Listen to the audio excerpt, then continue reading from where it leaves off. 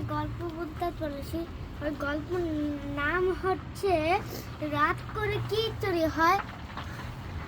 একদিনে গ্রামের মধ্যে রাতে একটা ফ্যামিলি শুইতে গিয়ে তখনই তারপরে মুরগি, তারপরে ওর আরো পেট থাকে। সকালে উঠে দেখে ওগুলো নাকি পুরোটা হারাই গেছে। আবার রাতে ঘুমায় যায় ওরা। তারপরে ওরা নাকি তারপরে এক রাতে একটা লোক একটা জায়গায় ভিডিও করতে যেয়ে একটা ভিডিও ভাইরাল হয়।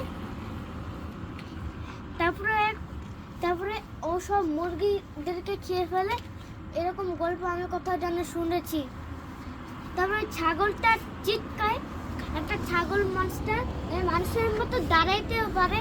ও যখন চিৎকায় তখন এই লোকটা ভয় পেয়ে একদম চলে যাইতে। আজকের মতো এইটুকুনি। আজকের ভিডিও শেষ। আপনারা লাইক সাবস্ক্রাইব করে দেন প্লিজ। Bye bye.